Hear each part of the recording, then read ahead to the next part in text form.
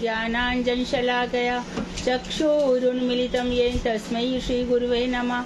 नमो महावदन्याय कृष्ण प्रेम प्रदायते कृष्णाय कृष्ण चैतन्य नामने गौरतुषे नमः। हे कृष्ण करुणा सिंधु दीन बंधु जगतपते गोपेश गोपिका कांत राधा कांत नमोस्तुते। तप्त कांचन गौरांगी राधे वृंदावनेश्वरी वृषभानुसुते देवी प्रणमामि हरिप्रिये। तवैवास्मि ना जीवामि त्वया बिना इति विज्ञाय राधिके नयमां चरणान्तिके। गुर्वे गौरचन्द्राय राधिकायै तदालये कृष्णाय कृष्णभक्ताय तद्भक्ताय नमो नमः। वाञ्छाकल्पतरुभ्यश्च कृपा सिन्धुभ्येव च पतितानां पावनेभ्यो वैष्णवेभ्यो नमो नमः। श्री कृष्ण चैतन्य प्रभु नित्यानंद श्री अद्वैत गदाधर शिवासादि श्री गौर भक्त वृंद। हरे कृष्ण कृष्ण कृष्ण हरे हरे हरे राम राम राम हरे हरे। मैं सर्वप्रथम ग्रंथराज जैव धर्म तदीय रचयिता ओम विष्णुपाद सच्चिदानंद श्री भक्तिविनोद ठाकुर के श्री चरण कमलों में असंख्य कोटि दंडवत प्रणाम कर उनकी अहेतु की कृपा की प्रार्थना करती हूँ। मैं मध्य गुरु पद्म नित्य प्रविष्ट ओम विष्णुपाद अष्टोत्तर शतर श्रीमद भक्ति वेदांत श्री नारायण गोसाई महाराज मध्य शिक्षा गुरु पद्म नित्य प्रविष्ट ओम विष्णुपाद अष्टोत्तर शतर श्रीमद भक्ति वेदांत श्री बामन गोसाई महाराज के श्री चरण कमलों में असंख्य कोटि दंडवत प्रणाम कर उनकी अहेतु की कृपा की भिक्षा करती हूँ। मैं उपस्थित श्रोता मंडली वैष्णवी सभी को यथा योग्य वंदन अभिवादन करती हूँ। तो भ्रमर गीत में है हम। भ्रमर गीत जो हमारे साहित्य में है, श्रीमद् भागवत में है, विद्वान और रसिक गण कहते हैं कि इतना सुंदर गीत विश्व के लिटरेचर में किसी भी भाषा में मिलता नहीं है। राधा जी की जो सुंदर भावनाएं हैं, तो राधा और गोपियां तदगत प्राण है, तन मनस्का है। इस चीज को समझ लेना चाहिए। जैसे कि हम लोगों ने पिछले हफ्ते सब गीता डिस्कशन किया और बात आई कि अनन्या भक्ति, भगवान श्री कृष्ण के चरणों में हमारी अनन्या भक्ति होनी चाहिए। अनन्य यानी कि और दूसरा कोई नहीं, भगवान ही है, उन्हीं की शरणागति होनी चाहिए कि बस वही मेरे प्राणनाथ हैं, वही मेरी हर समय रक्षा करेंगे। इस समय ध्यान रख लेना चाहिए कि अपने विषय में हमें कुछ नहीं सोचना है, वो जैसे रखेंगे रह जाएंगे। हम अपना भी रहे तो वहां पे कृपा नहीं मिलती। जैसे कि सब उदाहरण देते हैं, द्रौपदी अपने वस्त्र पे विश्वास करती रही, अपने पति पे विश्वास करती रही, तब तक भगवान नहीं आए। जब सब कुछ छोड़ दिया जाता है, हम क्यों नहीं छोड़ पा रहे? क्योंकि भगवान पर हमको विश्वास नहीं है। जिस दिन भगवान पर विश्वास हो जाएगा, हमें हमारे आचार्यों की तरह, गुरुओं की तरह, हमारे परम आदरणीय वैष्णवों की तरह, तो हमें अपने लिए भी कोई चिंता नहीं रहेगी। और यही भक्तों का जीवन जाई विद राखे राम ताई विद रही है। बस जैसा वो कहते जाए वैसे ही, बिल्कुल अपने विषय में ना कोई डरने की चिंता है, ना कोई भयभीत होने की चिंता है, ना समाज की, ना लोग की, कल मेरा क्या होगा, मेरा कोई भी नहीं है संसार में, बिल्कुल नहीं सोचना है, जरा भी नहीं। जिसने जन्म दिया है वही हर समय हमारी रक्षा कर रहे हैं, अगला जन्म भी उनको ही देना है, इसलिए सब कुछ उन पर सौंप देना चाहिए। अब रही अनन्य भक्ति की बात। देखो, अनन्य भक्ति तो कृष्ण की कई लोगों में देखी जाती है, व्यास जी में भी है, शुभदेव गोस्वामी में भी है, और उधर देखो भगवान श्री राम में दशरथ जी की भी है, कौशल्या जी की भी है, विश्वामित्र की भी है और वशिष्ठ जी की भी है। लेकिन हम विश्वामित्र और वशिष्ठ को देख रहे हैं कि वो तदगत प्राण तन मनस्क नहीं हुए हैं। गोपियां तदगत प्राण और तद मनस्क है, अपना मन उनमें लगा दिया। तो यहाँ राधा जी की भी वही स्थिति है, पूरे की पूरे, ना तन की सुध रहे ना मन की सुध रहे, प्राण भी चले जाए तो उसकी भी सुध नहीं है। तो कल हमने डिस्कस किया था कि जब राधा जी ये सोचती हैं कि मेरे प्राण निकल जाए तो वो कहाँ कहाँ जाएंगे, तो अनुराधा और भारती का फोन आया था कि हम पता है, तो आप लोग क्लास के बाद बता सकते हैं। तो राधा जी के अंदर जो भ्रमर गीत है, कल हमने 2 श्लोक पढ़े थे। भ्रमर गीत में राधा जी भगवान श्री कृष्ण के लिए क्या क्या कह रही है। सामने भौरा है मधुकर, और राधा जी इसको कह रही है कपटी का बंधु, कि तब बंधो। तो उस कपटी का, धूर्त का बंधु है, जो हमें यहाँ से हमारी अधर सुधा का पान करके चला गया है। वो उनके पैरों पे मंडराता है, तो राधा जी को लगता है कि ये मुझे मराने का प्रयास कर रहा है। तो उसको बोलती है कि तू हट, यहाँ से दूर हट जा। और उसी के आगे के श्लोक में और देखिए,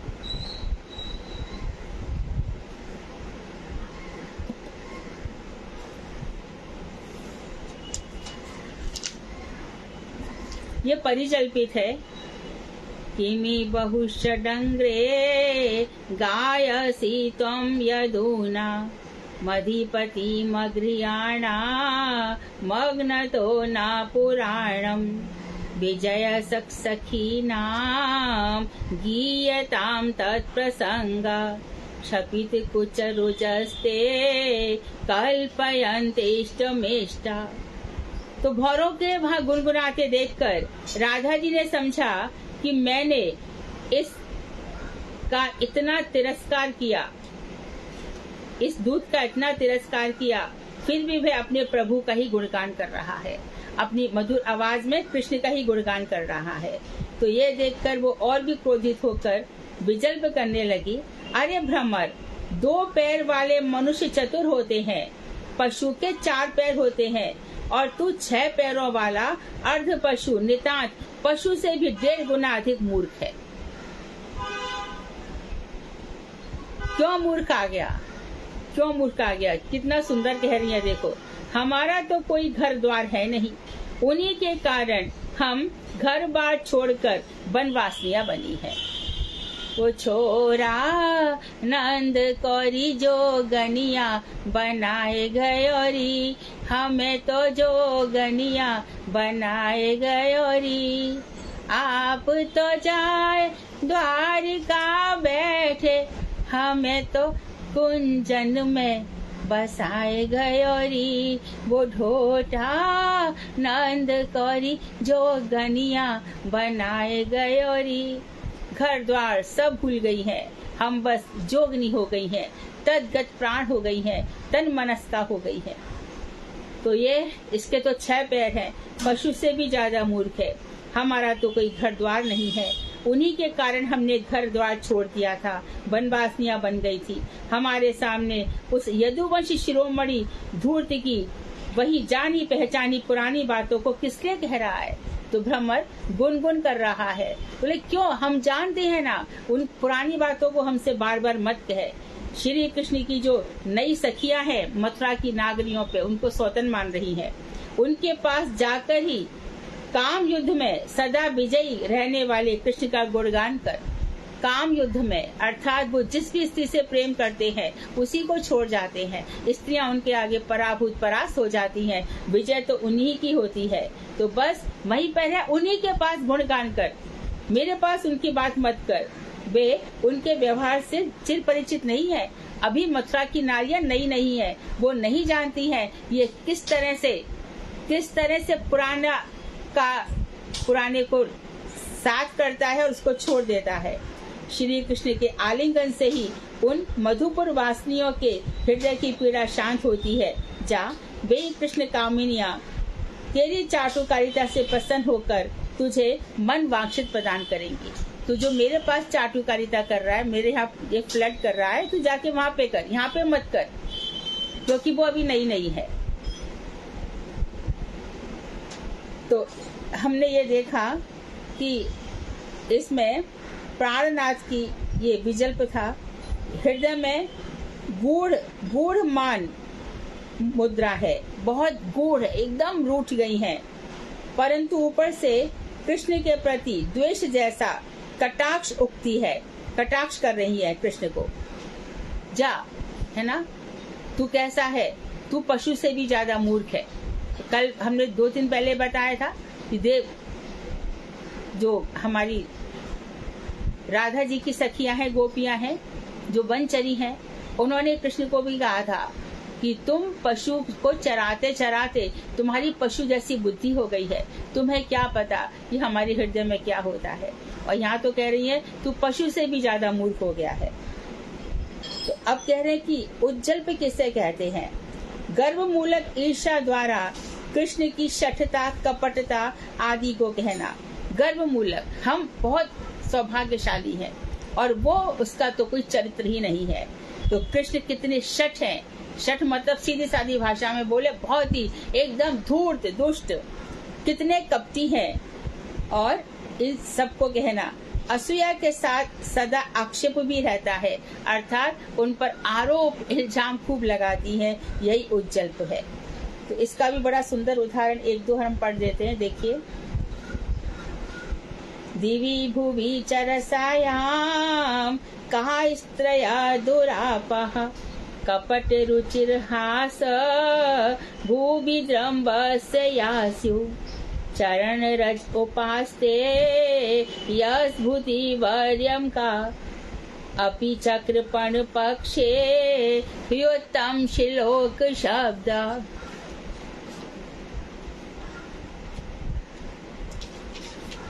यहाँ पे बोली, जब भौरा बहुत गुनगुना रहा है तो उन्होंने समझा कि मानो यह भौरा कह रहा है, हे कृष्ण प्रेयसी शिरोमणे, हे स्वामिनी, इस प्रकार से मत कहो।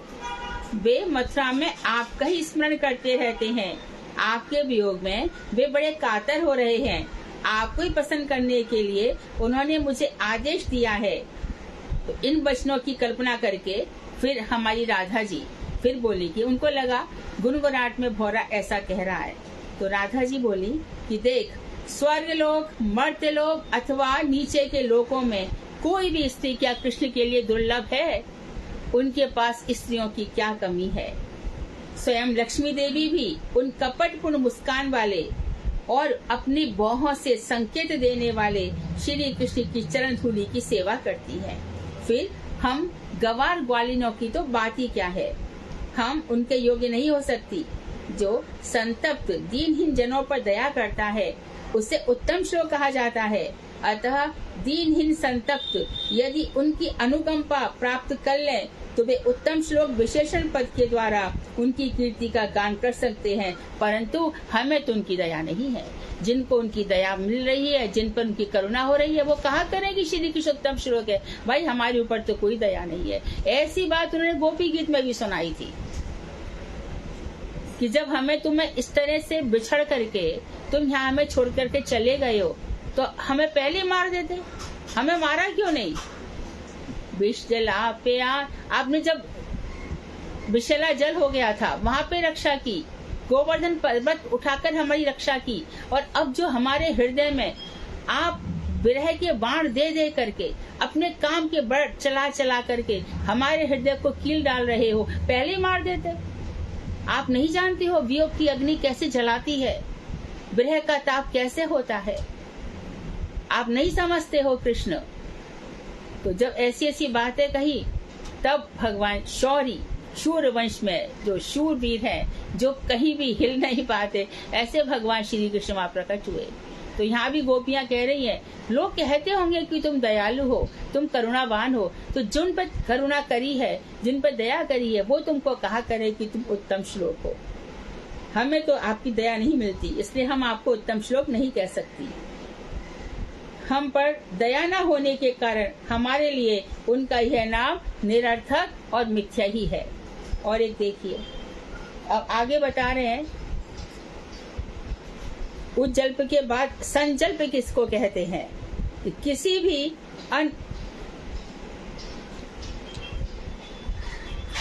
अनिर्वाच्य जिसका वर्णन न हो सके, दुर्गम, सोल लुठ अर्थात गूढ़ परिहास, आक्षेप या भंगी द्वारा कृष्ण कितने अकृतज्ञ हैं। कृतज्ञ होना चाहिए, हमने उनसे इतना प्रेम किया और हमसे कह के भी गए कि तुम्हारा चिर ऋणी रहूंगा, क्योंकि छोटा मोटा प्रेम तो है नहीं। तुम्हारा प्रेम ऐसा है राधे कि तुमने मेरे ऊपर सर्वस्व समर्पण कर दिया। मैं नहीं कर पाता क्योंकि मेरे बहुत सारे भक्त हैं, इतने सारे संसार में मुझे स्मरण करते हैं, मुझे सबके लिए जाना पड़ता है राधे। तो भगवान श्री कृष्ण कहते हैं कि बस मेरा प्रेम कब चुकेगा, जब भूरिदा जनाहा, जब भक्त आएंगे और आकर के गोपियां प्रेम की ध्वजा है, गोपियों की महिमा का वर्णन करेंगे, घर घर गोपी प्रेम पहुंचाएंगे और उसके बदले सबके हृदय में जो प्रेम जागेगा तो मैं समझूंगा कि वही मेरा ऋण चुक रहा है। देखो ये राधा जी की कृपा है। हमारी बातें होंगी तो ये बातें जो हम सुनते हैं ना, ये हृदय में कहीं ना कहीं लग जाती है। भ्रमर गीत के जो बातें है ना, आगे इतनी सुंदर है, 10 ही श्लोक है कहने को, लेकिन उसमें राधा जी के जो भाव हैं वो अनिर्वचनीय हैं। तो गूढ़ परिहास भंगी द्वारा कृष्ण की अकृतज्ञता, कठिनता और शठता को स्थापना करने को संजल्प कहते हैं।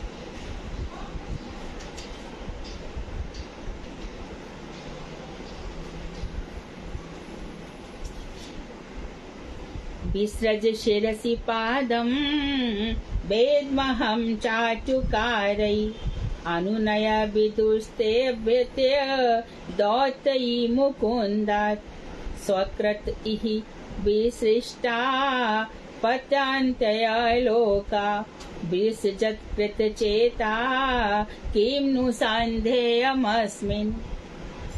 उस गोपांगना को, राधा जी को लगा कि भ्रमर उनका पद स्पर्श करके, पैरों को छू करके अनुनय विनय और क्षमा प्रार्थना कर रहा है। तो वह कहने लगी, अरे भ्रमर, तू मेरे पैरों पर अपना सिर मत टेक, छोड़ मेरे पैरों को। फिर भी वह उनके पैरों को नहीं छोड़ रहा है, ऐसा मानकर संजल्प करती है। संजल्प मतलब कुछ भी कह रही है, लेकिन इसका बहुत अर्थ गहरा है। मीराबाई ने भी कहा था, जो मैं ऐसा जानती प्रीत करे दुख होए, नगर ढिंडोरा पीटती प्रीत न करियो को। मुझे क्या मालूम था कि प्रेम में ऐसे ऐसे कष्ट होते हैं कृष्ण। मैं दुनिया से कह दूंगी कि कृष्ण से कोई प्रेम मत करना। से गुरुदेव भी एक श्लोक सुनाया करते हैं ना, यदि तुम अपनी गृहस्थी को चाहते हो, अपना संसार सुरक्षित करना चाहते हो, तो कभी भी गोविंद के दर्शन मत करना, कभी वृंदावन के केशी घाट में मत जाना। क्यों? कृष्ण का आकर्षण ही ऐसा है कि जो उनका, और जो कथाएं जितनी ज्यादा सुनता है उसका वो इतना ही ज्यादा वो अपना दिल हार बैठता है। कृष्ण उसका सब कुछ ले लेते हैं। क्या क्या ले लेते हैं? उसके पाप भी ले लेते हैं, उसके पुण्य भी ले लेते हैं, उसकी विघ्न नाशनी बुद्धि दे देते हैं, और विघ्न कारिणी बुद्धि जो है उसका भी क्षय कर देते हैं। सारे विघ्न बाधाओं को मिटा देते हैं, इतना सुंदर बना देते हैं। अब ये मेरे धाम जाने लायक है।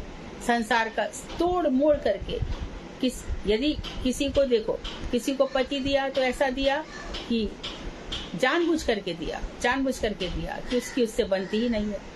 चलो, किसी को पत्नी दी तो इसीलिए दी, किसी को बालक ऐसे दे दिए कि बस पिता का अपमान करते हैं, और किसी को बालक ही नहीं दिए। तो इस तरह से भगवान ने संसार बसाया। किसी को इतनी संपत्ति दे दी, फिर भी उसको 1 मिनट का शरीर का सुख नहीं है, जरा भी सुख नहीं है शरीर का। कोई तन दुखी, कोई मन दुखी, कोई धन बिन रहत उदास, थोड़े थोड़े सब दुखी, सुखी कृष्ण के दास। इस संसार में ऐसा होता ही रहता है। तो यहाँ पर बता रहे हैं कि तू मेरे पैरों को छोड़। तो इस संजल्प, इस समय राधा जी फिर कह रही है, हे मधुकर, हे भौरे, माननीयों को मनाने के लिए मुकुंद श्री कृष्ण की तू दक्षता के साथ सारी सीख कर आया है। बड़ा चतुर है, उनसे सब सीख कर आया है तुझे हमारे साथ क्या करना है। तेरी दूतों को ऐसा करना ही चाहिए। तो दूतोचित चाटुकारिता से परिपूर्ण प्रिय वचनों को रचना करना तुझे खूब आता है। अनुनय विनय करने पर भी तू पंडित होकर आया है। तेरी सारी बातों को मैं अच्छी तरह से जानती हूँ। अरे, हमने उनके लिए अपने पति को छोड़ दिया, पुत्र को छोड़ दिया, परलोक की चिंता नहीं की, लोक लाज सभी को त्याग कर दिया। परंतु देख, वो कितने निष्ठुर निकले, कितने निर्मोही निकले, कितने असंयमी निकले कि हमें इस दशा में छोड़कर चले गए। तू ही बता, ऐसे अकृतज्ञ जिसके अंदर कृतज्ञता का नामो निशान नहीं है, ऐसे अकृतज्ञ चूड़ामणि के साथ कोई किस प्रकार मेल कर सकता है? तू उनकी बातें हमें क्यों सुना रहा है?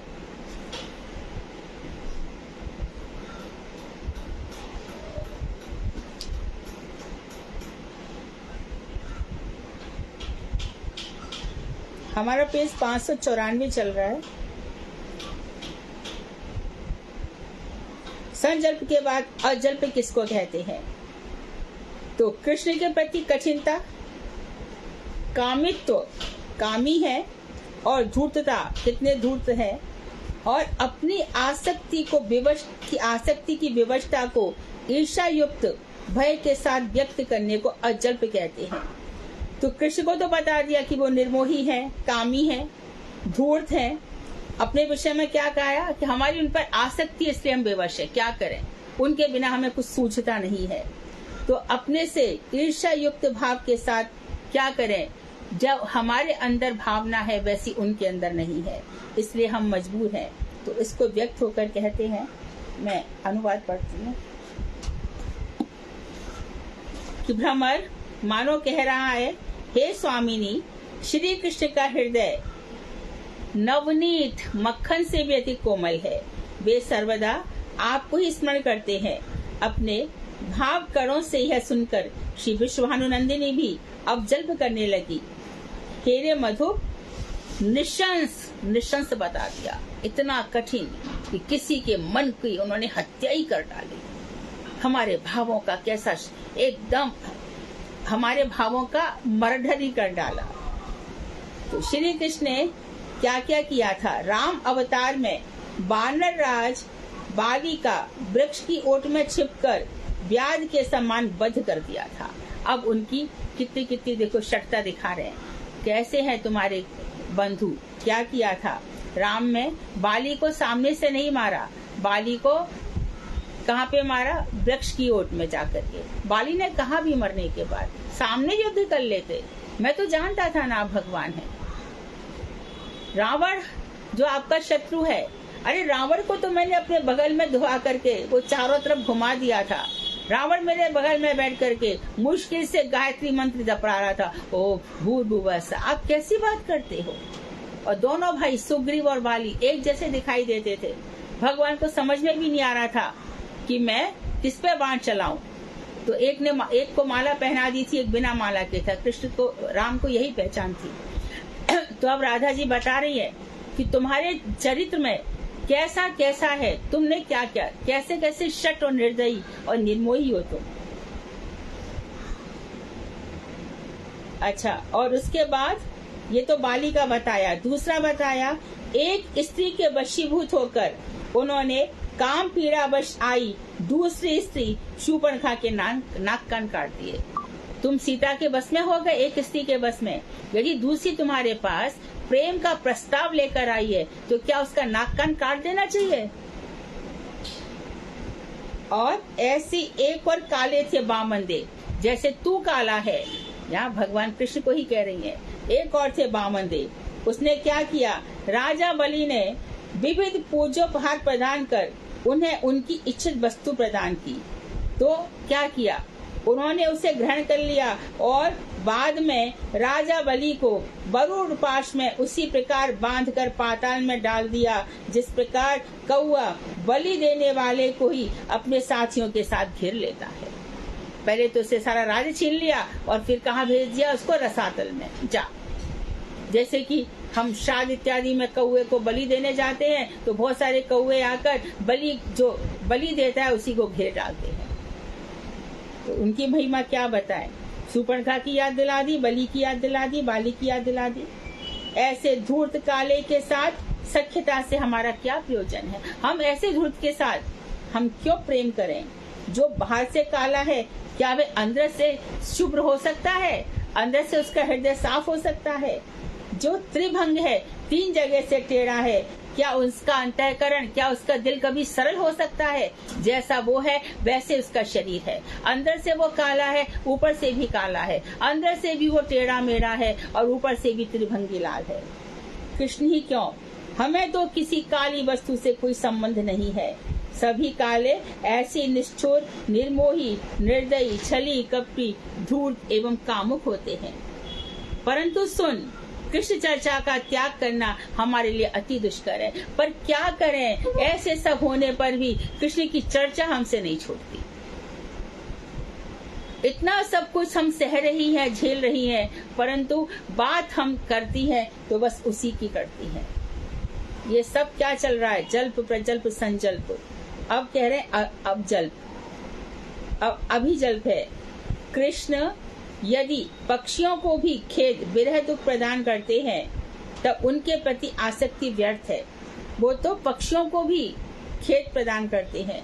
इस प्रकार की भंगी द्वारा अनुताप वचनों को अभिजल्प कहते। अनुताप, मन में बड़ा अनुताप हो रहा है, मन दिल बहुत दुख रहा है। बहुत ही सुंदर है। यद अनुचरित लीला कर्ण पीयूष विश्रुत सकृत धनि विधूत गंध धर्मा विनष्टा सपदि सहग्रह कुटुम्बम दीन मुसृज्य दीना बहवि विहंगा भिक्षुचर्यां चरन्ति। वे सोचने लगी कि हम लोग साक्षात रूप से उनसे बढ़कर जो दुख पा रही है, इसमें आश्चर्य की बात क्या है। उनकी लीला कथाओं का श्रवण करना भी कितना संतापदायक है। कथा भी बात सुनने से भी कितना संताप होता है। तो कहने लगी, हे भौरे, हम चाहने पर भी कृष्ण कथाओं का त्याग नहीं कर पाती। उनकी लीला कथाओं का रसास्वादन जिनको लग जाता है, उनकी हालत हमारी जैसी ही हो जाती है। क्या कहें, कितना रो रो के भजन होता है। जब तक इन विरहियों के आंसू पृथ्वी पर गिर रहे हैं, पृथ्वी टिकी हुई है। ये तो पृथ्वी पर इतना अधर्म है, ये क्यों टिक रही है? क्योंकि कृष्ण के विरह में इतने आंसू यहाँ पर आज भी गिर रहे हैं। तो जिनको रसास्वादन लग जाता है, उनकी दशा हम जैसी हो जाती है। जो अपने कानों से उनके लीला रूप कर्णामृत के एक कण का भी पान कर लेता है, वह राग, द्वेष, सुख, दुख आदि दोषों से मुक्त हो जाता है। प्रशंसा भी कर दी, समत्व बुद्धि हो जाती है। गीता के जब आत्म तत्व बताया जा रहा है गीता में, तो उसमें एक योग बताया जाता है कि मेरे भक्त को समत्व बुद्धि योग हो जाता है। मतलब क्या? शोक में, मोह में, दुख में, सुख में एक जैसा ही रहता है, समान भाव। तो तुम्हारे भक्तों के दुख, शोक इत्यादि सब से वह मुक्त हो जाता है। इन कथाओं से कुछ लोग तो ऐसे निश्चल हो जाते हैं, कैसे कि अपने बूढ़े माता पिता को, अपनी प्रियतमा पत्नी को, अपने छोटे छोटे बालकों को असहाय छोड़कर भागवत की पोथी बगल में दबाकर यहाँ वृंदावन चले आते हैं। माँ बाप, हमारा बेटा, अभी जो माँ बेटा है, जो भक्ति कर रहा था, अब वो घर पे छोड़ के सब आ गया। अब माँ बाप को कौन देखेगा? तब खुद ही ने कह दिया कि अनन्या चिंतयन्तो माम ये जना पर्युपासते तेषां नित्याभियुक्तानां योगक्षेमं वहाम्यहम्। उनका योगक्षेम मैं वहन करता हूँ। तो जितने भी सन्यासी बन जाते हैं, घर की तरफ मुड़कर नहीं देखते। और यदि कोई सन्यासी बन जाता है और यदि वो घर पर पैसा भेजता है, तो उसको पाप लगता है, अपराधी होता है। घर से मोह छोड़ने के लिए तो सन्यास लिया है, पूरा की पूरा मोह छूट जाता है। तो क्या ये सही है? हाँ, सही है। गोपियों ने भी तो कृष्ण के लिए सब कुछ छोड़ दिया है, वैदिक मर्यादा, लोक मर्यादा, सब कुछ। तो भगवान के लिए सब कुछ छूट जाए तो उसमें दोष नहीं है। सर्व धर्मान परित्यज्य। जो भगवान श्री कृष्ण ने सारे धर्म बताए, उन्हीं भगवान ने का छोड़ दे सब धर्मों को। वेद में आपने बताया है ना, अरे छोड़ वेदों को, वेद वैगुण्य है, उसमें त्रैगुण्य, तीनों गुणों की चर्चा होती रहती, उन वेदों की बात मत करो। तो क्यों बनाए फिर आपने? अधिकारी थे इसके लिए बना देता हूं। तुम तो मेरे पास आ गए हो ना, तुम्हारे लिए कुछ भी इस संसार में करणीय नहीं है। मैया मर गई, बाप मर गए, श्राद्ध करें, नहीं, कुछ भी मत कर। इनका पालन पोषण देख, यदि छोड़ सकता है तो आजा। जब गुरुदेव ने अपने गुरुदेव पूज्यपाद भक्ति प्रज्ञान केशव गोसाई महाराज से कहा, सबकी ममता ले आया हूँ आपके पास, माँ की, पिता की, पत्नी की, पुत्रियों की, सब आपके पास दे रहा हूँ। एक दो पुत्री छोड़कर आए, हजारों पुत्रियां, लाखों पुत्रियां हो गई उनकी। हमारे भजन में ही कमी होती है, वहां से कमी नहीं है। तपेश्वरी, ये जो मार्ग है भक्ति का, ये तप चाहती है, तप, तपस्या। तो हृदय का मंथन होता है इसमें। तो बहुत सारी बातें आएंगी जाएंगी। पहले तो प्रथम स्टेज पे काम, क्रोध, मद, लोभ, मोह, ईर्ष्या, ये सब आएंगे जाएंगे, ये भी हट जाएंगे। फिर भक्ति भी ऐसी गहरी, कोई कर्तव्य है, कोई धर्म है। भगवता प्रोक्तम इति धर्मम, भगवान ने जो बताया वही एक धर्म है। क्या क्या एक धर्म है? मेरी शरण में आ जाओ। जैव धर्म, नित्य धर्म, जीव मात्र का क्या धर्म है? नित्य। सर्वोपाधि विनिर्मुक्तम, सारी उपाधियों से दूर, कि तू स्त्री है, कि तू पुरुष है, कि तू माँ है, कि तू बेटा है, कि तू पति है, कि तू पिता है, कुछ भी नहीं है। ये सारी उपाधियों को छोड़ दे, अनुरागमयी भक्ति हो।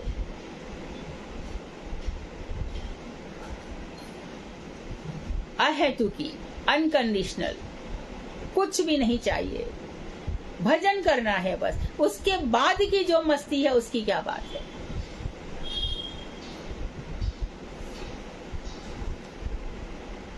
तो और ऐसे लोग क्या करते हैं मधुकर, ऐसे निष्पर अकिंचन हो जाते हैं कि कुछ भी संग्रह परिग्रह नहीं करते।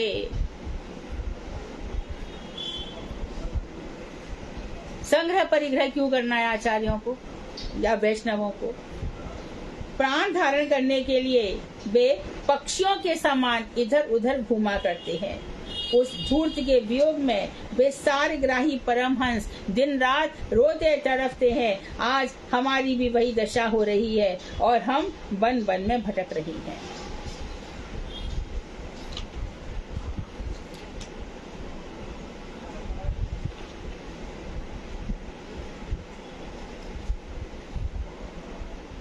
अब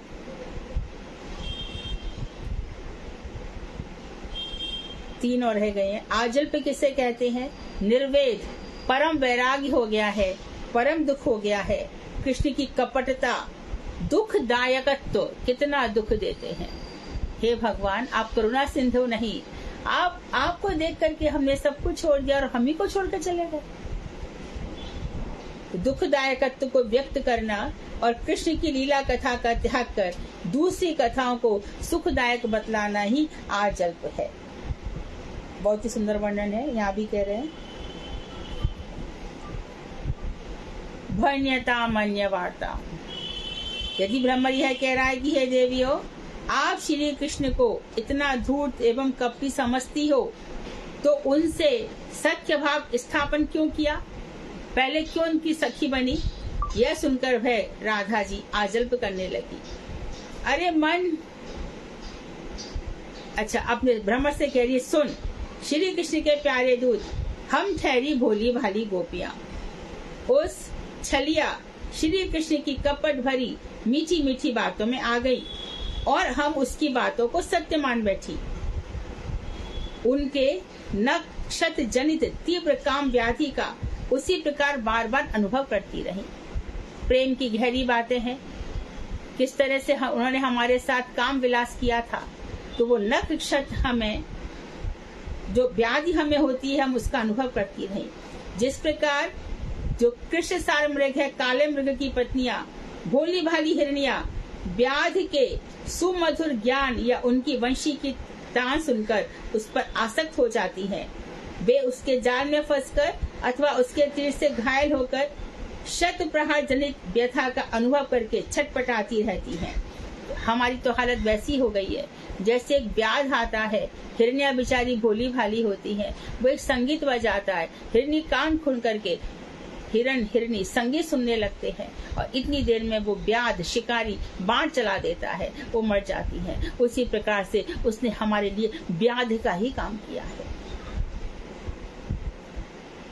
हम उसमें पूरी तरह से आसक्त हो गए, हम दीनहीन हो गए, उस कपटी की बातों में आ गई। वो हमारे साथ प्रेम करता रहा, हमारे साथ क्रीड़ा विलास करता रहा, रति क्रीड़ा करता रहा, केली विलास करता रहा। और देखो, हमें जैसे व्याध हिरनी को मार डालता है, ऐसे वो हमें मार के चला गया। हे श्री कृष्ण के दूत भौरे, अब तुझे कुछ कहना है तो कुछ और प्रसंग कह, एक ही बात कर, उनकी बात मत कर। भण्यता मन्यवार्ताम, कुछ और सुना, वो सब मत सुना।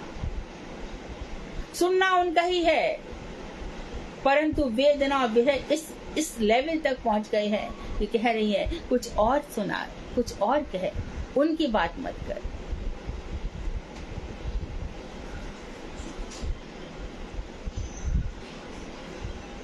अब पूछ रहे हैं प्रतिजल्प किसे कहते हैं। कृष्ण का मिथुनी भाव दस्यु भाव है, अर्थात उनका जो जोड़ा है, मिलके रहना चाहिए, वो प्रेम का भाव नहीं है, जैसे दस्यु होते हैं उस तरह का है। अतएव अन्य रमणियों के साथ वर्तमान अवस्था में हम उनसे मिलने के लिए वहां जाना अयुक्ति संगत है। इस प्रकार कहना और प्रिय दूत के प्रति सम्मान का भाव दिखलाना ही प्रतिजल्प है। कृष्ण का जो मिथुनी भाव है वो दस्यु भाव है। इस समय वो अन्य रमणियों के साथ वर्तमान है, इसलिए हम वहाँ क्यों जाएं? वो प्रेम से रह रहा है ना उनके साथ, उसको प्रेम से रहने दो। हम उसके प्रेम में खलल व्यवधान क्यों डालें? ये और इस प्रकार कहना, और फिर तू भी क्या कर सकता है? तो इसके लिए बड़े सुंदर शब्दों में कह रही है। ये हो गया प्रतिजल्प। इसमें कह रहे हैं कि इस प्रकार कुछ देर के लिए उड़कर कहीं चला गया, वापस किशोरी जी के चरणों के समीप मंडराने लगा। यह देखकर किशोरी जी प्रतिजल्प करने लगी, हे प्रिय कृष्ण बंधो, जान पड़ता है कि तुम एक बार मथुरा जाकर पुनः लौट आए हो। अवश्य हमारे प्रियतम ने हमें मनाने के लिए तुम्हें फिर से भेजा होगा। प्रिय भ्रमर, तुम सब प्रकार से हमारे लिए माननीय हो। हम तुमसे क्या कहें? तुमने हमारा क्या बिगाड़ा है? तुम्हारा तो हम सम्मान करती है। तुम अपनी प्रार्थनीय वस्तु को हमसे पुनः मांग सकते हो। तुमको हमसे कुछ चाहिए तो तुम हमसे मांग लो। बतलाओ, तुम्हारा क्या अभिष्ट है? क्या चाहते हो तुम हमसे? हमें मथुरा में ले जाना चाहते हो, मथुरापुरी में? तो हे भद्र भ्रमर, देखो हम वहाँ जाकर क्या करेंगी। लक्ष्मी देवी जिनकी सहचरी होकर सर्वदा जिनके बक्ष स्थल पर विराजमान रहती है, ऐसे दुष्परिहार्य युग्म भाव को प्राप्त पुरुष के समीप हमें किस लिए ले जाना चाहते हो? वो तो हमेशा अकेले नहीं है, वो अकेली तो हम हैं। उनके पास तो स्त्रियां हमेशा रहती हैं, क्यों ले जाना चाहते हो? वो अकेले नहीं है। उसके मिथुनी भाव में दस्यु का भाव भरा पड़ा है, जिससे मिलता है उसको ऐसे ही छोड़ जाता है। फिर भी तू कह रहा है कि नहीं चलो वहां पे। हम क्या करेंगे वहां जाके? वहां तो ऑलरेडी लक्ष्मी जी विराजमान है और मथुरा की नागरियां। वहां हमारा निर्वाह कैसे होगा? मत कहो कि वे वहां अकेले वास कर रहे हैं। और अंत में कह रही है, अपिबत मधुपुर्या मार पुत्रो अधुनास्ते स्मृति सा पितृगेहान सौम्य बंधुष्य गोपान क्वचिदपि सा कथा ना किंकिरीणाम गृणीते भुज मगरु सुगंधम मूर्धन्य धास्यत कदानु। तो विश्वानुमंद नंदिनी अंत में कौन सा जल्प कर रही है? सुजल्प। इसमें सरलता के कारण गांधीर्य, दैन्य, चापल्य और उत्कंठा के साथ श्री कृष्ण के विषय में प्रश्न होता है। बड़े गंभीरता के साथ, बड़ी चपलता के साथ भ्रमर से श्री कृष्ण के विषय में प्रश्न पूछ रही है। क्या क्या पूछ रही है? तो मनी मन विश्वानुनंदिनी कहने लगी, हाय हाय, मैं तो बावली हो गई। उन्मादिनी हो गई, उन्मत्त होकर ना जाने क्या क्या प्रलाप किया, किंतु मुझे उस दूसरे जो पूछना था वह पूछा ही नहीं। इस प्रकार खेद व्यक्त करने लगी और बड़े आदर के साथ संजल्प करने लगी, हे सौम्य, हे मेरे प्रियतम के प्यारे दूत मधुकर, यह तो बतलाओ, प्रेम सागर सर्वगुण मुकुटमणि आर्यपुत्र श्री कृष्ण गुरुकुल से लौटकर आजकल क्या मथुरा में रह रहे हैं?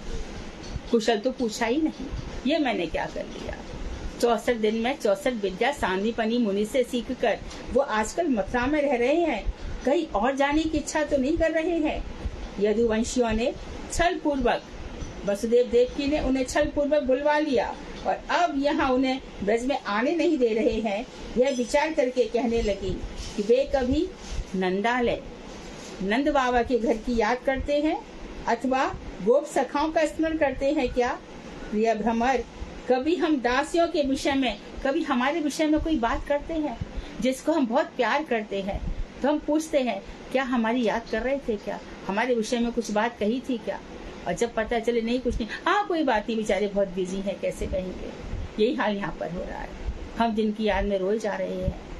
सती जी भी ऐसी चली गई, वो पिता माता की याद करके चली गई, देखा माँ सम्मान नहीं है, वो अलग स्थिति है। पर यहाँ तो दोनों ही तरफ से प्रेम है। प्रेम होता भी वही है जो दोनों तरफ से होना चाहिए। कृष्ण को भी उतना ही प्रेम है गोपियों से, गोपियों को भी उतना ही प्रेम है।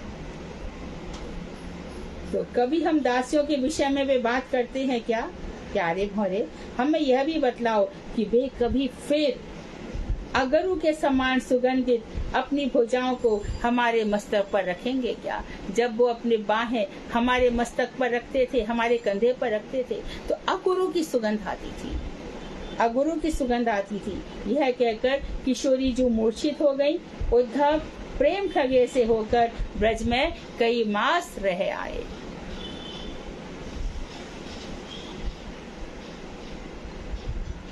तो उन्मादिनी होकर जो कुछ राधा जी ने कहा हमने सुना, और भगवान श्री कृष्ण कितनी कृष्ण में वो कृष्णमयी है, अनुरागमयी, अनुराग की अवस्था है जहाँ उन्माद हो जाता है।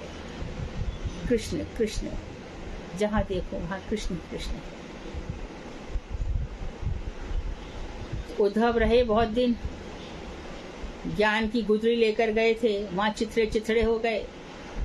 खुद ही आशा महो चरण रेणु जो शाम, आपके चरणों की रेणु को मैं अभिनंदन करता हूँ। गोपियों की चरण रेणु को ब्रह्मा जी अभिनंदन करते हैं। ये गोपियां साधारण हैं, मुनि ऋषि सब, और हम सभी भी गोपी जन वल्लभ आए, गोपी जन वल्लभ के लिए। तो ऐसा कृष्ण के प्रति प्रेम है। तो किस तरह से भ्रमर गीत के जो 10 श्लोक हैं, इसमें अभिजल्प हुआ, आजल्प हुआ, प्रतिजल्प हुआ, संजल्प हुआ, ये हमने सुना। बहुत वर्णन है भ्रमर गीत का। तो ये तो हो गया मोहन या मोदन। अब बता रहे हैं कि हमें मादन भी बता दीजिए, मादन में क्या होता है। तो बता रहे हैं कि इल्हादिनी का सार स्वरूप प्रेम जब महाभाव से भी बढ़कर अतिशय उन्नत अवस्था को प्राप्त होता है। इल्हादिनी जो राधा जी भगवान की आनंददायिनी शक्ति है, उसका जो सार स्वरूप प्रेम है। इल्हादिनी शक्ति की वृत्ति क्या है? हर शक्ति अपना अपना कार्य करती है ना। जैसे कि हम बोलते हैं माया शक्ति, माया अपना काम कर रही है, संसार को घुमा रही है, कभी सतोगुण, कभी तमोगुण, कभी रजोगुण, ऐसे माया रचा रही। ऐसे जो भगवान श्री कृष्ण की जो इल्हादिनी शक्ति है, उसका जो वो क्या करती है? प्रेम ही बहता है, आनंद ही बहता है भगवान श्री कृष्ण को आनंद देने के लिए।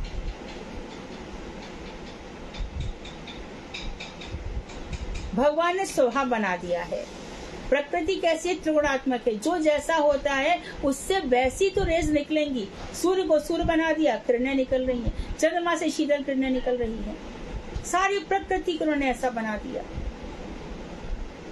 इसी प्रकार से मनुष्य भी है, उन्होंने बनाया तो सब कुछ शुद्ध ही था, पर मनुष्य को जो स्वतंत्रता दे दी, उसमें उसने सोचा मैं भोग कर लूंगा। कैसे भोग करेगा? ये शरीर तो मरणशील है, इससे भोग कर ही नहीं सकता, तो क्यों अपने दिमाग लगाता है भोगों में? त्यागात परम शांति, त्याग से परम शांति है। ये शरीर जो आज है कल नहीं रहेगा।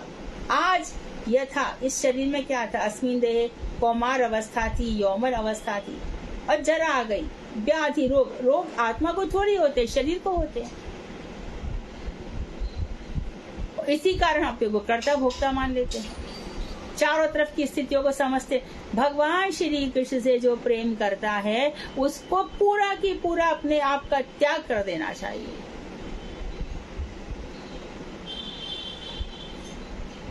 पूजबा स्वामी महाराज जब गए इस्कॉन वाले, तो उनको शिप में 2 या 3 हार्ट अटैक पड़े। क्या हुआ? कितना प्रचार कर दिया। शरीर की अवस्थाएं चलती रहेंगी।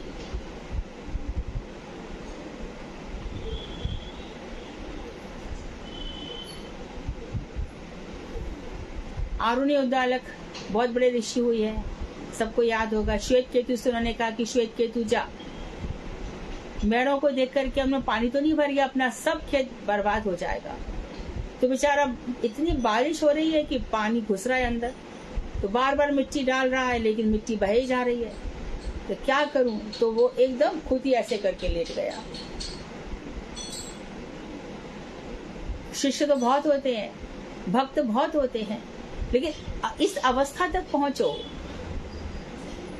कौन सा पल काल करे सो आज कर, आज करे सो अब, और पल में परलय होएगी बहुर करे वो।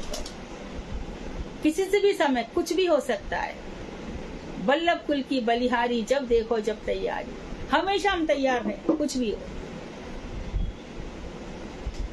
इसलिए खूब भजन करो, खूब इन चीजों को समझो, इनकी गहराई को समझो, इन भावों तक पहुंचने की कोशिश करो।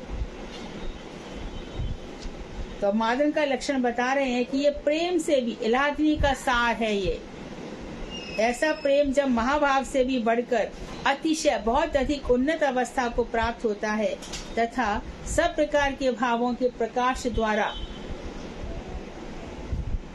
उल्लास युक्त होता है, तब यह परात्पर भाव रूप मादन कहा जाता है। और इसमें सब प्रकार के भाव उल्लास युक्त हो जाते हैं, सब प्रकार के भाव आ जाते हैं इसमें जो भी बताए गए हैं, और उल्लास रहता है। और यह परात्पर भाव रूप मादन कहा जाता है। यह मादन भी केवल श्री राधा में ही नित्य काल विराजमान रहता है, ललिता आदि तक में इसका उदय नहीं होता। तो राधा जी प्रेम की सेवा में हमेशा उल्लास में ही रहती है, हर स्थिति में उनको उल्लास रहता है, थकती नहीं है। कृष्ण सेवा में तो है ना, हनुमान जी भी कहते हैं ना, राम काज की न बिनु मोए कहाँ विश्राम। ऐसा गुरुदेव के भी जीवन में देखा गया। विश्राम क्या होता है वो नहीं जानते थे, उनको जबरदस्ती सुलाया जाता था। पूज्यपाद बामन गोसाई महाराज जी रात दिन जीवन सफल इन लोगों का है। इनसे यदि हमारे जीवन में आए हैं तो इनसे प्रेरणा लेनी चाहिए। तो राधा जी हैं, हमेशा उल्लास में ही रहती हैं। जैसा उनकी सखियां कहती हैं वैसा वो कर लेती हैं। उनसे कहेंगे तू रूठ जा, तो रूठ जाती है। सेवा में हर प्रकार से सेवा करती हैं। कृष्ण चले जाते हैं तो उनके लिए प्रसाद बनाती हैं, फिर थोड़ी देर बाद माला गूंथने बैठ जाती है। उसके बाद भगवान कहेंगे आओ सखी चौपड़ खेले, तो चौपड़ खेलने बैठ जाती है। भगवान श्री कृष्ण को जितना आनंद हो सकता है राधा जी देती हैं। इसलिए राधा जी में यावत आश्रय व्रती है, अर्थात सेवा ने संपूर्ण रूप से राधा जी का आश्रय ले रखा है। राधा जी के अनुगत्य में, गुरुदेव के अनुगत्य में हमें ऐसी सेवाएं मिलेंगी।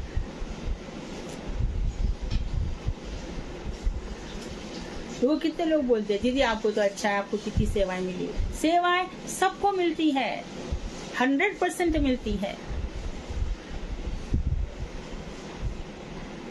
लेकिन हमारा हृदय उस सेवा के युक्त तो हो, हमारे हृदय में सेवा की वासना तो आए।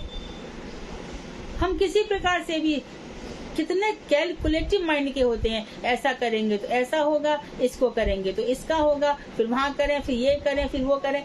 ये ऐसा सब नहीं है, सेवा सेवा है।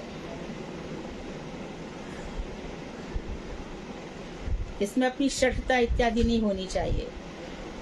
तो ललता आदि तक में इसका उदय नहीं होता है। तो क्या मादन भाव में ईर्ष्या होती है? मादन भाव में ईर्ष्या बड़ी प्रबल होती है। ईर्ष्या के अयोग्य चेतना शून्य वस्तु के प्रति भी ईर्ष्या देखी जाती है। इससे तो ये बादल अच्छे हैं, कम से कम श्री कृष्ण के ऊपर बरसात तो करते हैं। मैं तो इतना भी नहीं कर पाती। जिसमें चेतना नहीं है उनसे भी राधा जी को ईर्ष्या होने लग जाती है। और संयोग रहने पर भी कृष्ण संबंध का गंध जिन पात्रों में रहता है उसका स्तव आदि करना भी प्रसिद्ध है। और कृष्ण के साथ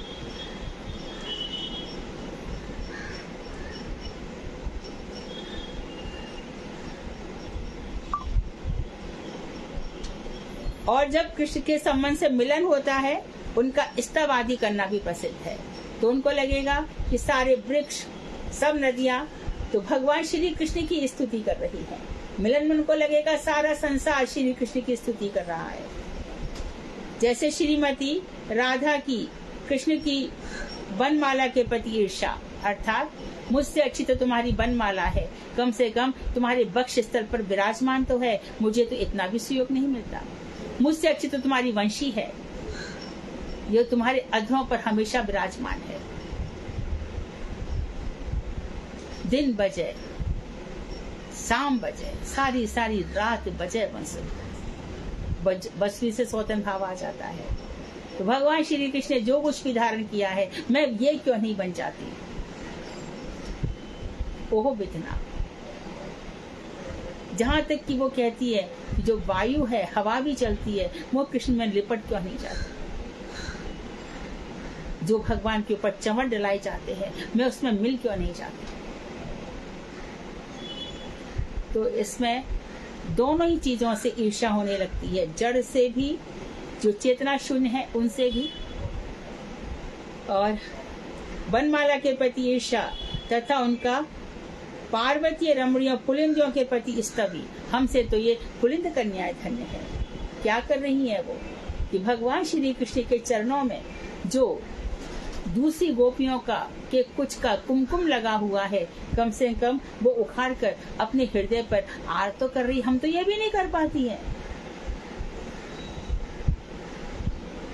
तो भगवान श्री कृष्ण की सेवा में प्रकृति, जड़, चेतन सब किस तरह से प्रस्तुत है, राधा जी को वो सब दिखाई देते हैं। ये औरों में दिखाई नहीं देता, किसी और में स्थिति नहीं है। कभी कभी बहुत सौभाग्यशाली रहे, कभी कभी पूज्यपाद गुरुदेव में ऐसे कुछ लक्षण देखे जाते थे। कभी कभी एक बार ऐसे ही मोर को देख करके एकदम विचलित हो गए। वो चेहरा उनका लाल पड़ जाता था, नीली आंखें तो थी।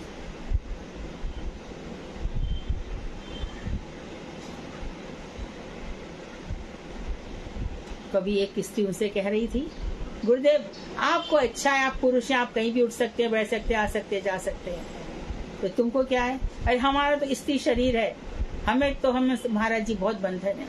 महाराज जी बोले, तब देखो कितनी पुरानी बात है। तब गुरुदेव बोले, अरे हम तो स्त्री शरीर के लिए तपस्या कर रहे हैं, हम इसी गोपी भाव के लिए तपस्या कर रहे हैं। महाराज जी आपको क्या है, आप तो सिद्ध हो। अरे बेटी मैं अभी भी साधक हूँ। इतनी विनम्रता, इतना धैर्य।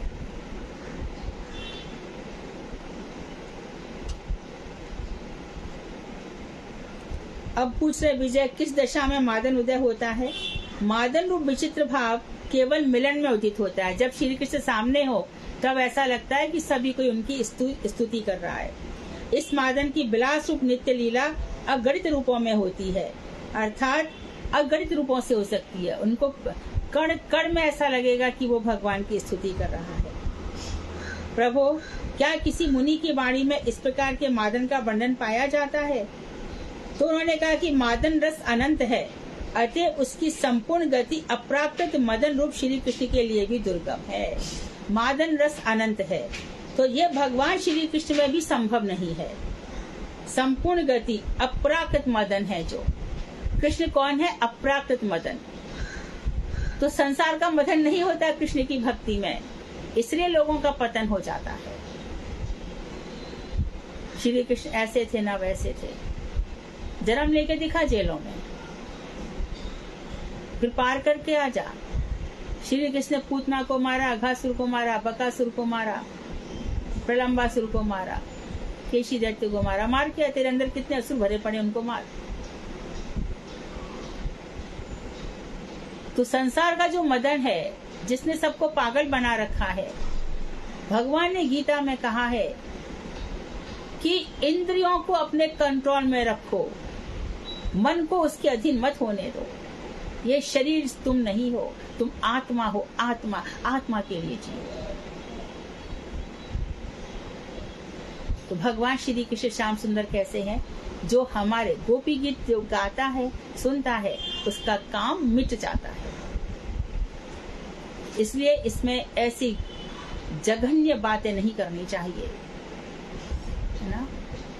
एकदम उच्चतम स्तर की बातें हैं। जो सुखदेव गोस्वामी बड़े बड़े ऋषि बैठे हैं और वहां पे ये सब बात चल रही है। तो अप्राकृत मदन रूप यानी एकदम चिन्मय मदन जो है, ये श्री कृष्ण के लिए भी ये संभव नहीं है। इसलिए श्री शुक मुनि भी इसका सम्यक वर्णन नहीं कर सके, वो बता नहीं पाए। इन बातों को सुखदेव मुनि नहीं कह पाए। फिर रस विचारक भरत मुनि आदि की तो बात ही क्या है। फिर जरस भरत मुनि ने नाट्य शास्त्र लिखा है, वो भक्ति रसामृत सिंधु उज्ज्वल नीलमणि तक तो पहुंच ही नहीं सकते।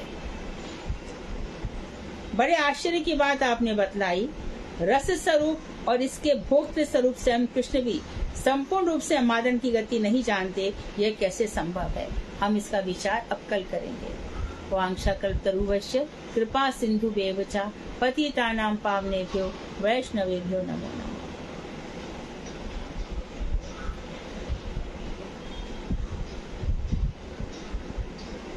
कृष्णा देवी, दंडवत प्रणाम। हाँ दीदी, अभी आपने प्रतिजल बताया, तो कृष्ण का मिथुनी भाव, 10 भाव, मिथुनी भाव का अर्थ क्या? जोड़ा, पैर। भगवान हमेशा पैर में रहते हैं, जोड़े में, कपल। प्रेमी प्रेमिका का मिथुन भाव। ठीक है। दंडवत प्रणाम दीदी, हरे कृष्णा। हाँ, आपने अभी बताया कि टाइम वेस्ट नहीं करना चाहिए भजन में, तो क्या ऐसे नहीं है कि हम लोगों को क्या कहते हैं, can we get some more time to do our bhajan in this life? Is it possible? ना, व्हाट डिड यू से? क्या नहीं करना चाहिए, वो मिस हो गया मुझसे। हाँ, टाइम आपने अभी बोला कि टाइम वेस्ट नहीं करना चाहिए। हाँ, टाइम वेस्ट नहीं करना चाहिए। हाँ जी। तो ऐसे नहीं है कि हम लोगों को, जैसे कभी मैंने सुना था कि हाथ के रेखा भी बदल सकते हैं। हाँ, हमें टाइम वेस्ट ना करके भजन में लगना चाहिए। I mean that. हाँ। तो हम लोगों को कुछ चाहे नहीं भी हो तो, लेकिन ऐसे नहीं है कि हम लोगों को और टाइम मिल सकता है भजन करने के लिए। टाइम हमें 24 से 24 घंटे भजन करना है, मान लीजिए जी। हाँ जी, हाँ वो तो है, लेकिन जब कुछ बाकी रह गया हो या गुरुजी ने देखा कि इसको और टाइम चाहिए भजन करने को, तो हाथ के रेखाएं बदल नहीं सकते हैं? भाई बिल्कुल बदल जाती है। हाथ के, हम जब कीर्तन में ताली बजाते हैं, उसी समय हाथ की रेखाएं मिट जाती है। जो भी हमारे बुरा प्रारब्ध है वो सब मिट जाता है। एक नाम से इतना सब कुछ हो जाता है। एक नाम से हमको प्रेम भी हो जाता है भगवान से, जो औरों के लिए दुर्लभ है। तो सभी भक्त लोगों का हाथ के रेखा बदलते हैं ना? हाँ, सबका ही कोई यूनिवर्सल ट्रुथ है, वो प्रोसेस सबको ही लागू होगा। अच्छा।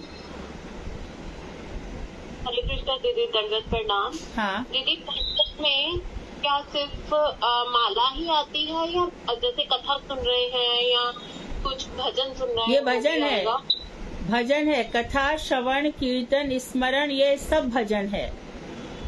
ये ग्रंथ किसके लिए लिखे गए हैं? ये नहीं सुनोगे तो भजन बढ़ेगा भी नहीं। सामंजस्य करना चाहिए।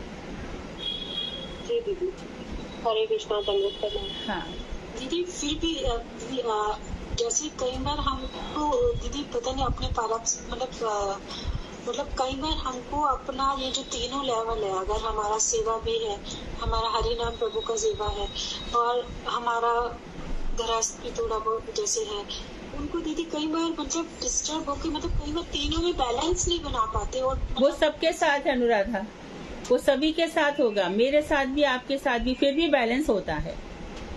जब हम घर गृहस्थी के काम कर रहे हैं तब मन ही मन भजन करेंगे, और जब उस समय नहीं है तब हम कथा भी कहेंगे, सुनेंगे और जप भी करेंगे।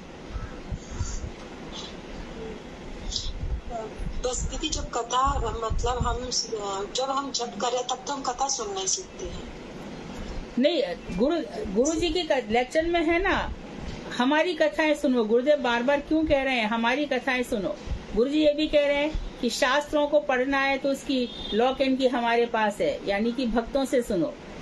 तो बिना, और जब कथा होती तो गुरुदेव ये भी कहते थे माला उठा के रख दो, हाँ जी, ऐसा भी तो कहते हैं ना। तो कथा इतनी गंभीर होती है कि हृदय पे बड़ा असर कर जाती है, प्रभाव पड़ जाती है।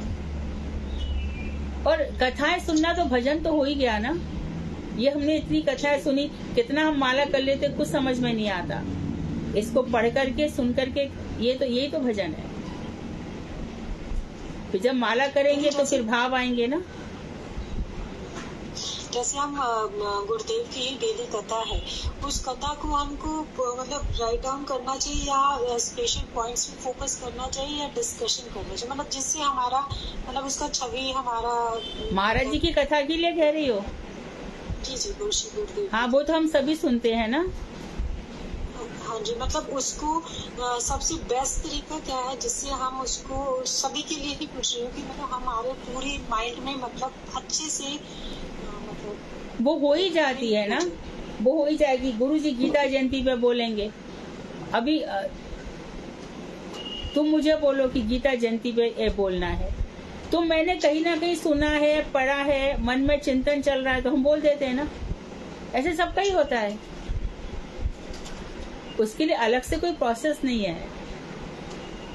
गुरु जी ने क्या कथा सुना, मैंने भी सुना, आपने भी सुना कि गुरु जी। हाँ, अब गीता जयंती का अर्थ बता रहे हैं। अब कहा जाता है कि जयंती शब्द किसके लिए कहा जाता है? जयंती शब्द बस जब ही कहा जाएगा गर्ग संगीता में।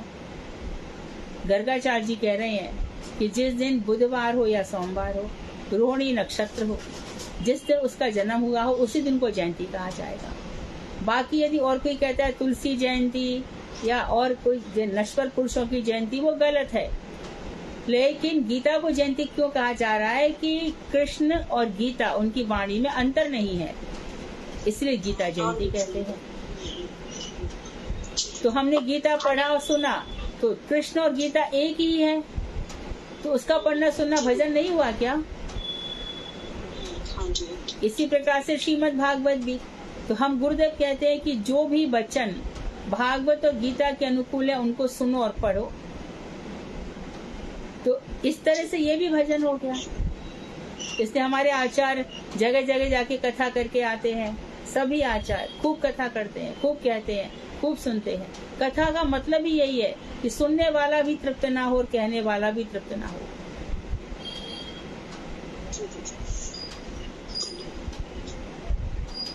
हरे कृष्ण दीदी। हाँ दीदी, मैं ना अभी जो अनुराधा दीदी ने क्वेश्चन पूछा है उस पर कुछ बोलना तो हाँ, बोलो बोलो।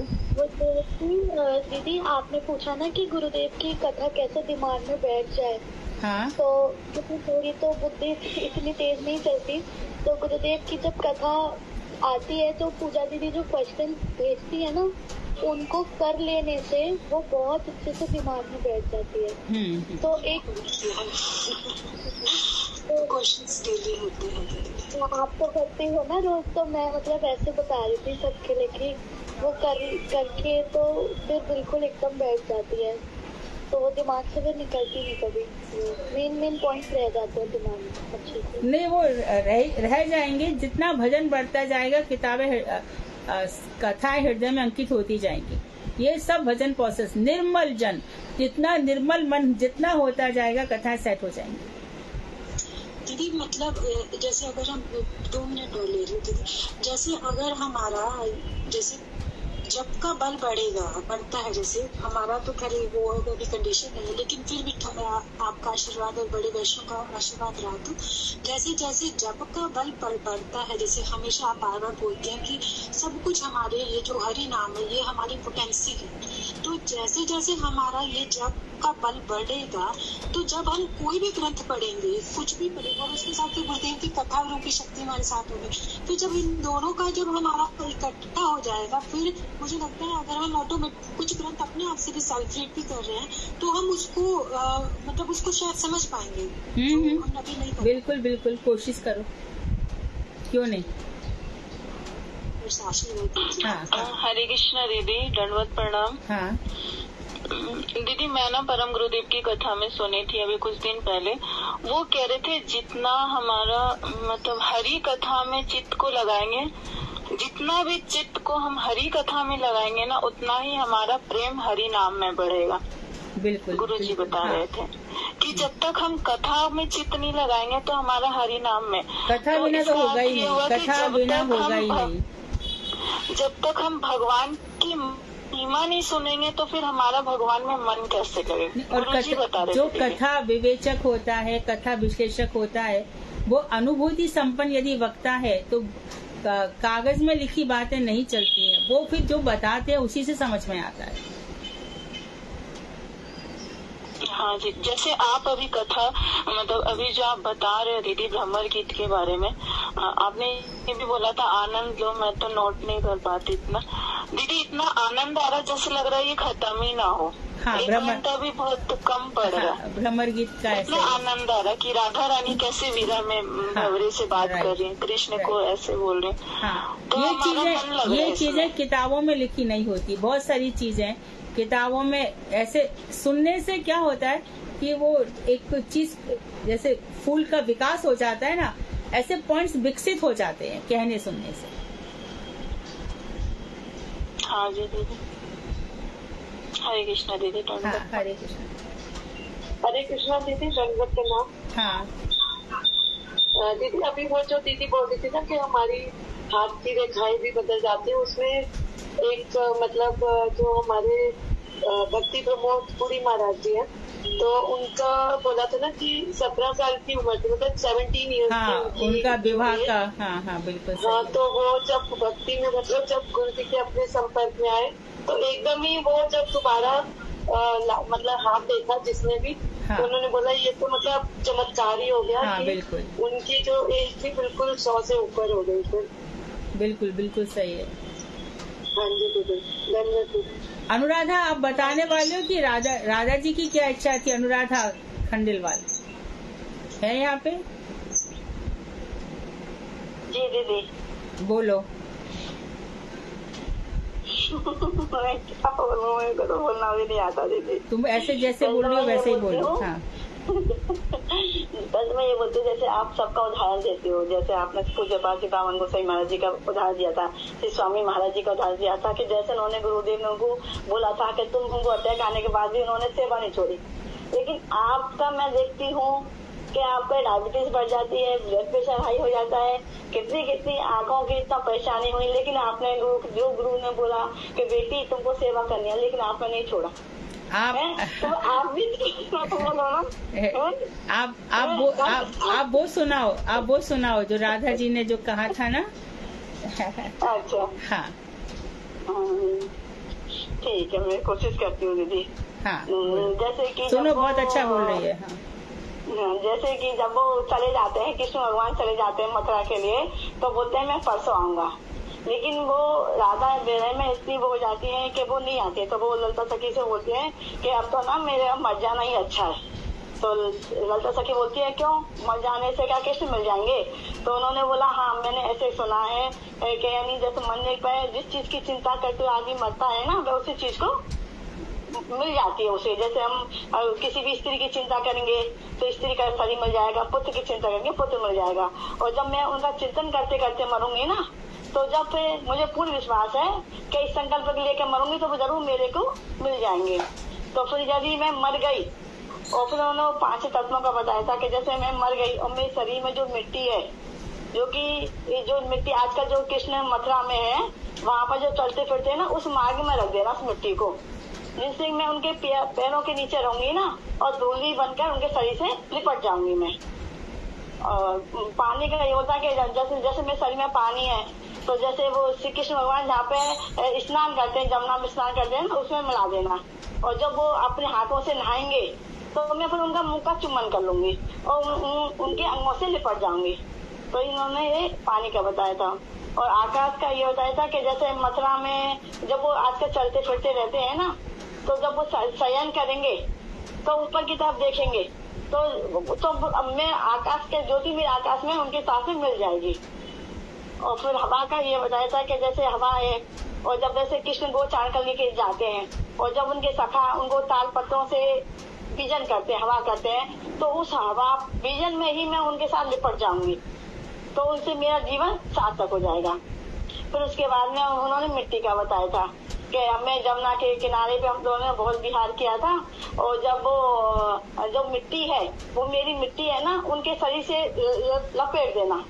अग्नि अग्नि अग्नि हाँ, अग्नि का बोलो। जब वो दर्पण देख, हाँ, जब वो दर्पण में देखेंगे अग्नि का तेज तेज अग्नि, जब वो दर्पण में देखेंगे जो तेज होगा तो उस दर्पण में उसमें मेरा तेज मिल जाएगा।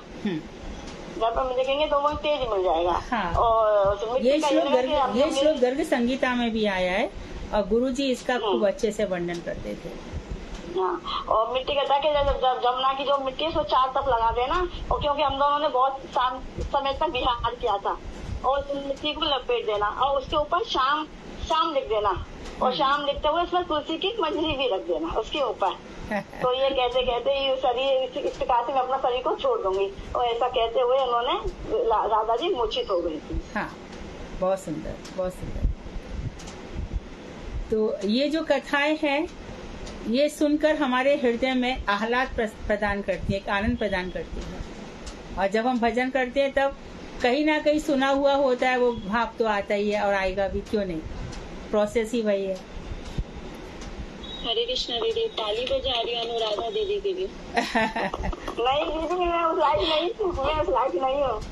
भाई तो हम सब क्लैपिंग पूरी क्लास को करनी चाहिए थे। हम सब जो वो अनुराधा दीदी की जय। हरि बोल हरि बोल हरि बोल।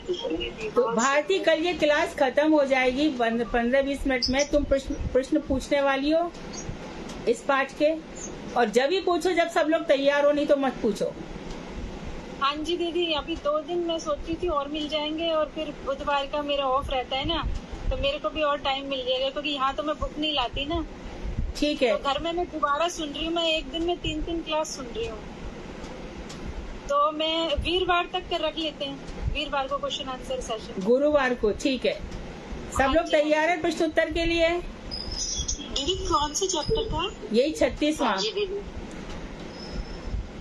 36 का। ओके दीदी, 36 का। हाँ, ऐसा करो कि पहले गुरुवार को 10 पेज ले लो या 8 पेज ले लो। गुरुवार को 8 पेज, फिर 8 पेज, तो क्लियर हो जाएंगी चीजें सब, एक बार फिर से रिमाइंड हो जाएंगी। हाँ जी, ठीक है दीदी। ठीक है, शुरू के 8 पेज लेंगे गुरुवार को। वांक्षा कल्पतरुवश्य कृपा सिंधु वेवचा पतितानां पावनेभ्यो वैष्णवेभ्यो नमो नमः। हरे कृष्णा दीदी। हरे कृष्ण।